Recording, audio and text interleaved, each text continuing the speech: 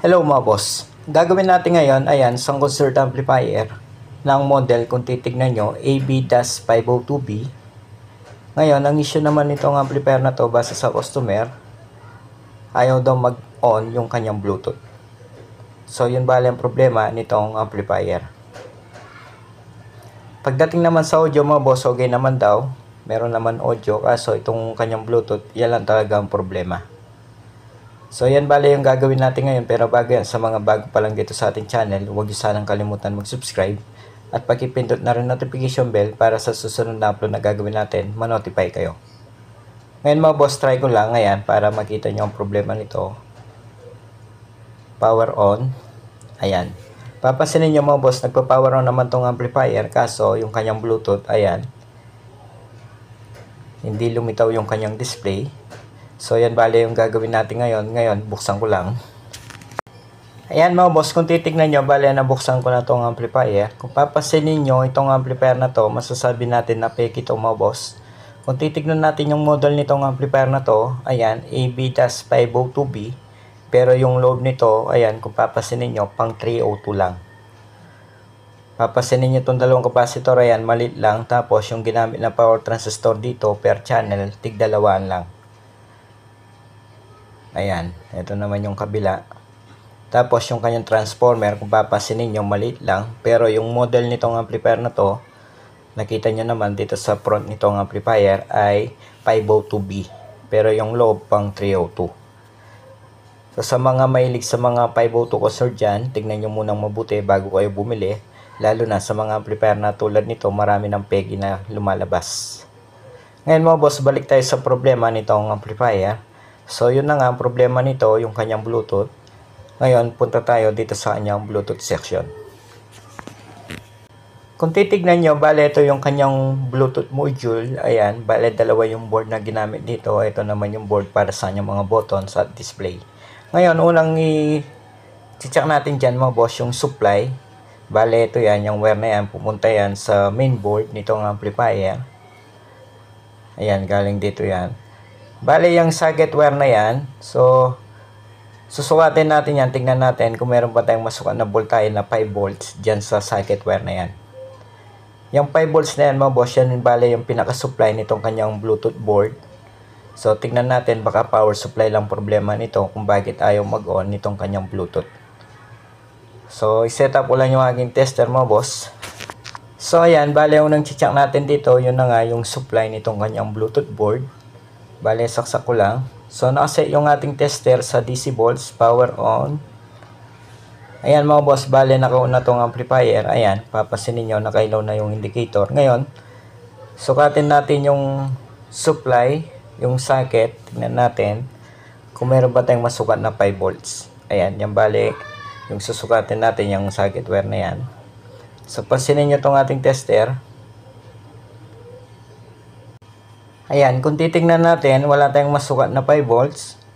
So, using ko lang, baka hindi lang nag-contact. Ayan, papansinin nyo mga boss, meron naman pala, nasa 4.9 volts. So, ibig sabihin, okay yung supply papuntang Bluetooth board. So, masasabi natin ngayon, ang may problema dito, yung mismong Bluetooth board. Kasi nakita nyo naman mga boss, meron naman tayong nasukat na 5 volts. Ngayon, gagawin natin, bale, babaklasin na natin yung Bluetooth board na yan para ma-check natin, tingnan natin kung mahuli natin yung problema dyan sa Bluetooth board na yan. So, tanggalin ko lang. Ayan mga boss, so natanggal ko na tong kanyang Bluetooth board. So, base sa pag-check ko, negative, hindi na natin kayang ayusin pa to. So, sinubukan kong painitin to gamit yung hater, ganun pa rin. Bale, dito nakalagay yan, ayan. So, sinubukan ko rin mag-check sa mga SMD parts, lalo na yung mga capacitor, baka meron shorted. So, base naman sa pag-check ko sa mga capacitor nitong Bluetooth board na yan, okay naman. Ganon din yung mga resistor. So, kapag ganyan mga boss, wala na, hindi na natin kayang ayusin pa to. Alam niyo naman, yung mga Bluetooth board na tulad nito, masyado nang malilit yung mga pyesa. So, posible yung sira talaga nito, yung kanyang mismong IC chips. Ngayon mga boss, dahil hindi na natin kayang ayusin pa tong Bluetooth board na to, so gagawin ko na lang dito sa madaling salita, bale, convert ko na lang ng ibang Bluetooth board tong amplifier na to para magkaroon lang ng Bluetooth. So nakausap ko na rin yung may-ari mga boss, okay na. So gagawin ko na lang. Ayan mga boss, bale binalik ko na yung kanyang Bluetooth board. Ayan. Bale ito yung original na Bluetooth board niya. So hindi ko pa rin tinanggal, binalik ko pa rin although sira na yan. Ngayon mga boss, bale yung ilalagay natin na Bluetooth board ngayon dito. Bale ayan. Bale yung board na yan mga boss, Bluetooth board din yan. So wala lang buttons. Ayan. So receiver lang talaga yan. Tapos meron din tong USB at card. Pero po pwede natin gamitin yan para ilagay dito sa amplifier. So pagdating naman sa next, kung in case man gusto natin mag next song, so wala namang problema sa cellphone. Once na naka-connected na yung cellphone dyan sa Bluetooth board na yan, po pwede naman natin i-next song. Ngayon mga boss, pagdating naman sa connection nitong Bluetooth board na yan, madali lang. Ayan, kung titignan nyo, meron to socket na kulay red at white. So itong kulay red na socket wire na yan, yan bale yung supply. Tapos yung puti naman, yan naman bale yung kanyang output. Ayan, meron naman naka-indicate naman sa likod ng board mga boss, 5 volts. Tapos ito naman yung left and right output. Ayan, yung kulay puti. Ngayon mga boss, gagawin lang natin para mapandar natin yan. Yung socket wire na galing dito sa Bluetooth board nitong amplifier, yung sinukat natin kanina, ayan. So meron tayong nasukat kanina dyan ay 5 volts. So isasaksak lang natin yan dito sa Bluetooth board na lalagay natin. Ayan, sa kulay red. Yan bale yung supply, 5 volts. Tapos, dito naman sa kulay puti. So kunin lang natin yung tatlong wire dyan. Pumunta yan dito sa input nitong amplifier. Ayan, dyan sa board na yan. So i-trace nyo lang. So bunutin lang din natin yan. Bale yung wire nyan ay tatlo. Yan bale yung input nitong amplifier. So isasaksak naman natin yan dito sa kulay puti na socket. Yan sa Bluetooth board. Ngayon mga boss, ganyan lang, napakadali lang. Ngayon, itatry na natin to. Bale nilipat lang natin dyan yung dalawang wire, yung supply at yung input na left and right.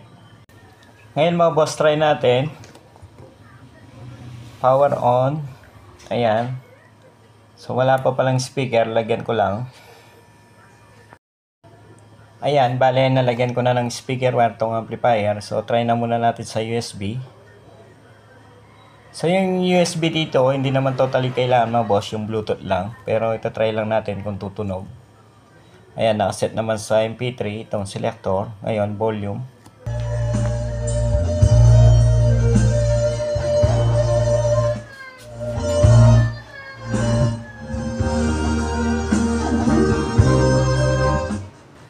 Yan mga boss, so narinig natin tumunog naman dito sa kanyang USB. Ngayon, try naman natin sa Bluetooth. Bale, pangalan nitong Bluetooth board na nilagay natin mga boss ay number lang pala 5022. Ayan, sa pinakaibaba. So, try natin i-connect. Ayan mga boss, try natin kung mag-connect ba tong cellphone na to dito sa Bluetooth board na nilagay ko. Ayun. So, pwede mga boss. Ayan, connected na to cellphone na to. Ngayon, hanap lang akong music na pwede natin patugtog dito para hindi tayo makopyright. Antique Mix Master Club.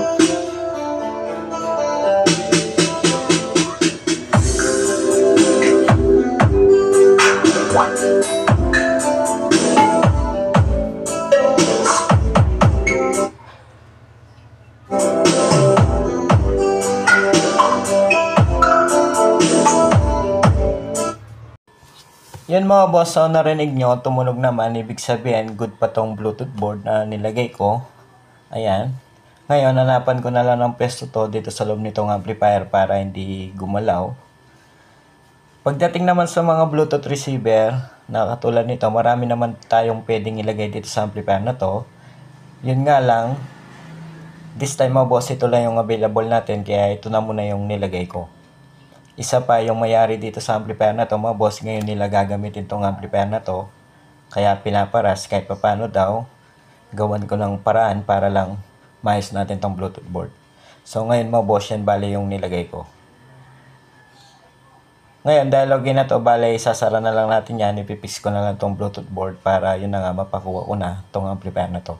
Kasi nga gagamitin nila ngayon tong amplifier na to. So ayan, bale tapos ko nang mahanapan ng pwesto itong Bluetooth board na nilagay ko mo boss. Ayan, bale diyan ko na lang nilagay. Naka-screw yan. So hindi basta-basta gagalaw yan. Ngayon mga boss, try pa natin na isa pang beses. Ayan.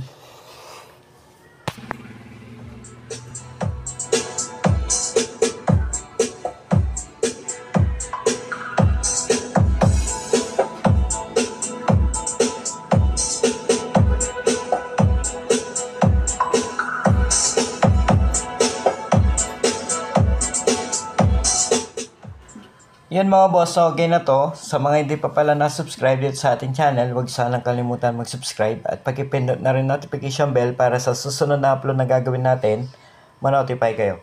Hanggang sa muli mga boss, maraming salamat.